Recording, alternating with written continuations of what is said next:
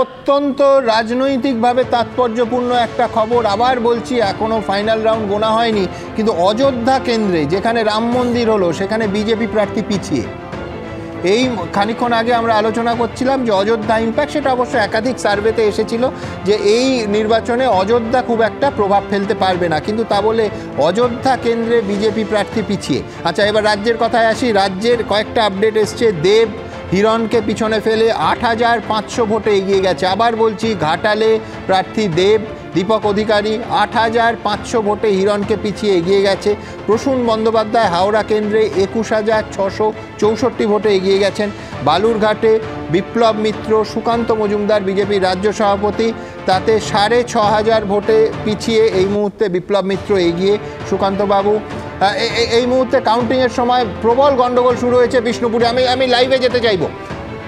দেখতে পাচ্ছেন বিষ্ণুপুরে গোলমাল শুরু হয়ে গেছে। আমার সহকর্মী প্রকাশ সিনহার সঙ্গে যোগাযোগ করার চেষ্টা করছি। দেখতে পাচ্ছেন একেবারে ভাঙচুর হচ্ছে, চেয়ার ভাঙচুর হচ্ছে বিষ্ণুপুরে গণনা কেন্দ্রে বাইরে।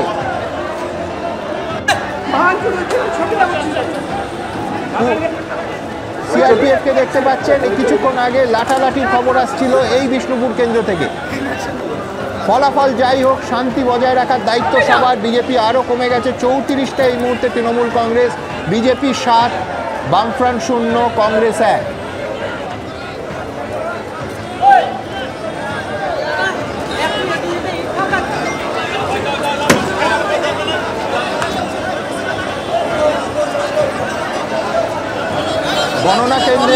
গণনা কেন্দ্রের চাপ এই মুহূর্তে দেখতে পাচ্ছেন। এই ভাঙচুরের ছবি বুঝতেই পাচ্ছেন, চেয়ার ভাঙার ছবি দূর থেকে আমরা দেখছিলাম।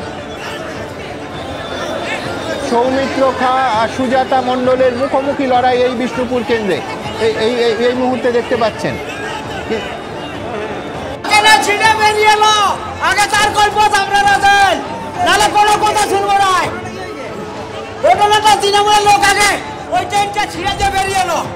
আমরা সেটা কেন মানবো?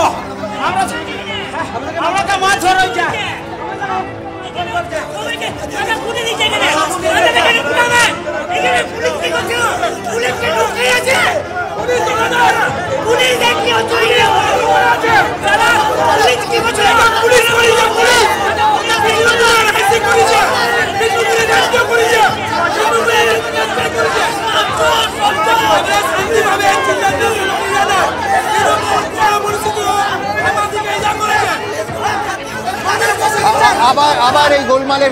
আবার এই গোলমালের খবরে আমরা ফিরবো, কিন্তু ১৫ সেকেন্ডের একটা ছোট্ট বিজ্ঞাপন বিরতি। ১৫ সেকেন্ড পর ফিরে আসছি।